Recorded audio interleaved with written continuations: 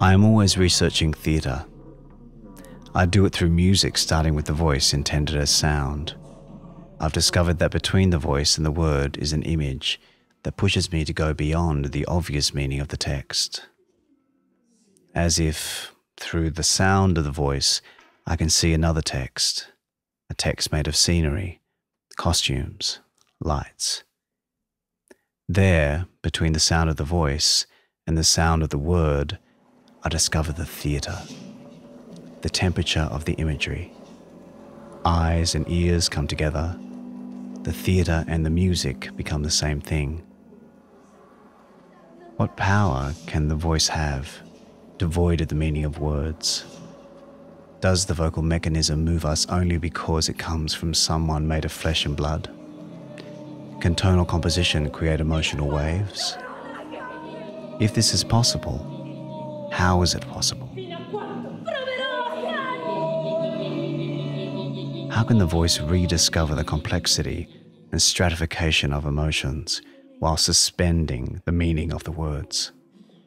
Actors, I'm asking you.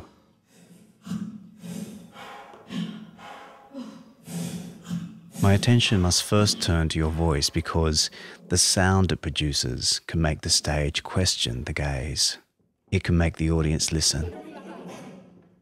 Before you enter the dimension of the word, make your voice ring out. See how it articulates itself and to what it alludes. Do not hide your music in the mass of the text. Do not stifle its echo with definitions and limitations. Do not follow the tone of the narration, but use the words to sound your voice, to listen to it and to understand it. Because you must know where it can be found while it rides the words. Watch it, touch it, transform it as if it was detached from yourself while it is within you. Use ideas to do this, but make sure they all become the same. Grab hold of them all and make them move at the same time. Do not resist the disorder. Hold on and consider that it may be the reason that everything is confusing.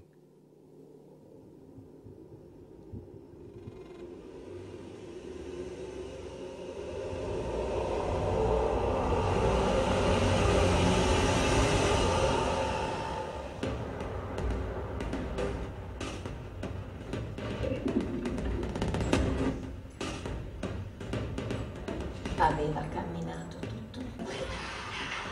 Non sta. Non farti ascoltare. Non farti ascoltare. Non farti sentire.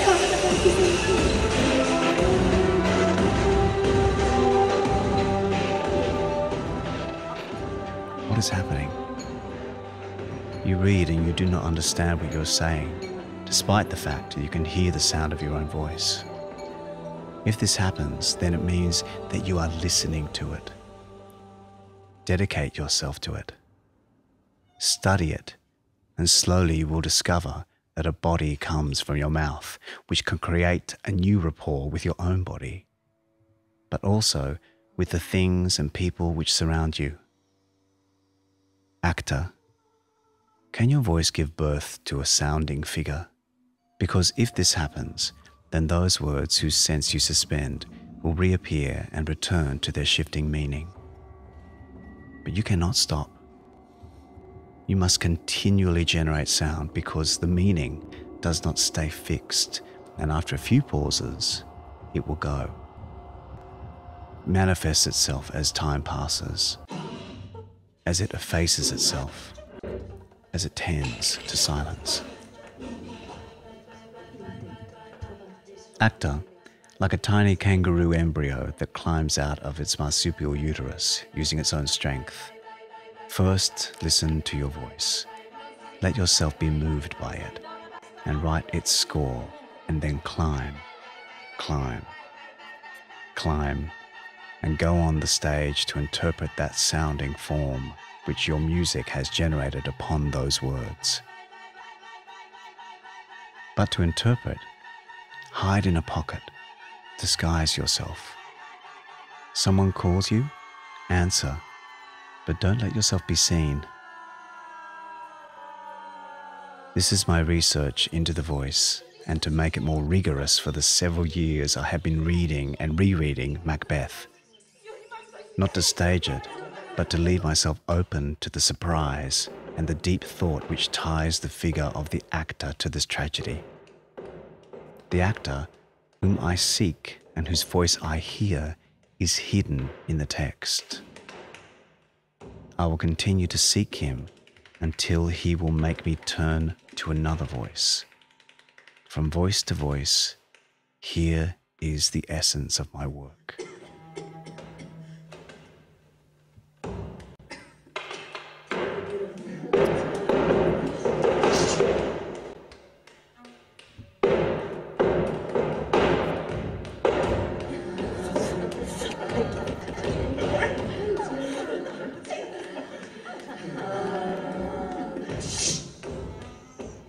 For me, nothing more exists outside of that which does not exist.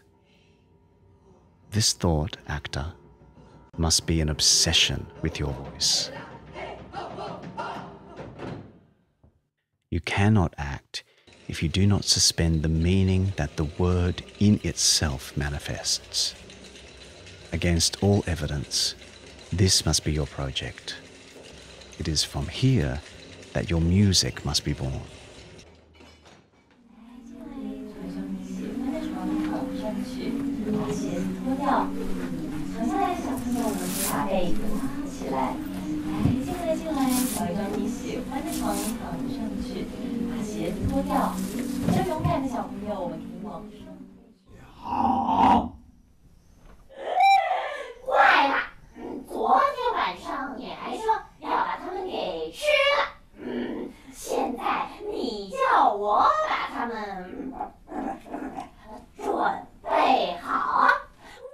I turn to Macbeth because the beginning of the work comes from listening. And when Macbeth listens, he plays. And by playing, something in him changes. As an actor, when you act, don't you feel a metamorphosis taking place in yourself? Don't your cells change and stay changed forever, even after the play has finished? Let us imagine that I have to give voice to Lady Macbeth, and even if the magisterial words indicate her to me, despite this, I cannot be a Lady Macbeth. She is the sea of different people, summarized in a single impression, overall and unmistakable. She is an ordered chaos which continually changes. How then to restore the complexity of the figure without reducing her to a mere character? How to play her? Orchestrate her? I'll start by throwing down the words about her before me. Reading and rereading them, I pushed them away. I emptied them of sense. I set them free. Independent, like fluctuating units, which in spite of themselves create a coherent universe through which I can walk.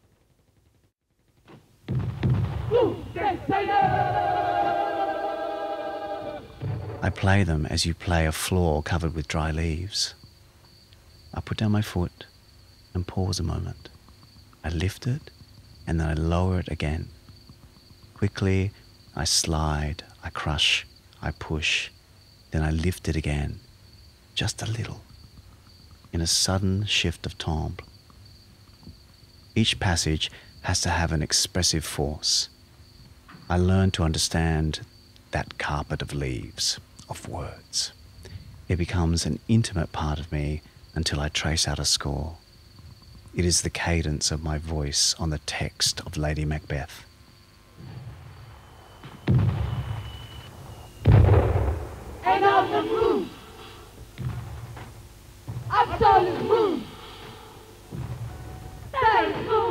It belongs to me.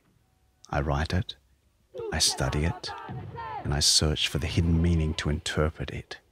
I interpret the score of the voice, not the words of Lady Macbeth. Because there, in the score which the sound of my voice has built, the force of Shakespeare's poetry emerges. Mi gläser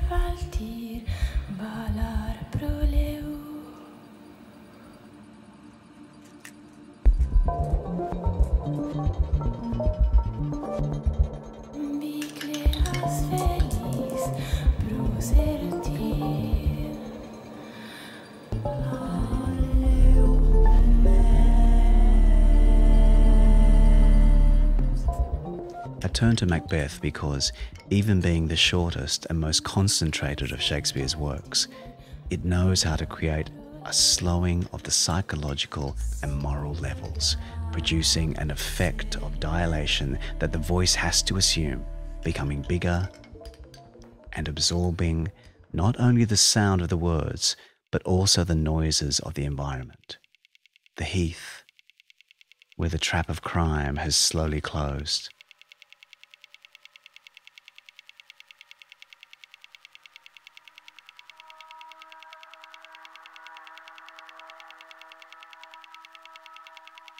Actor, when you act, do you take on the sound of your voice, also the sound of the space? Does it become your intonation? Or do you pretend that space, objects, the seat on which you sit, the shoes you wear, do not have a voice? Do you feel your voice mixes with the world which surrounds it, creating layers of reference? The relationship with space enriches and at the same time corrupts the sound you produce. It welcomes you and it alters you. It enlarges and it takes away, so much so that if you believe that your voice can exist on its own, you have already lost. And this is still before the audience have forgotten about you. Poor actor.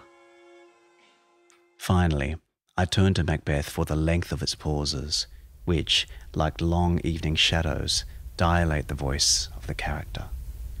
You, actor, must create, annotate, interpret them, because silence leaves a sonic trace on the stage which should be written and listened to as if it was music. And while the audience enters, the characters get together in the mystic gulf like the instruments of an orchestra.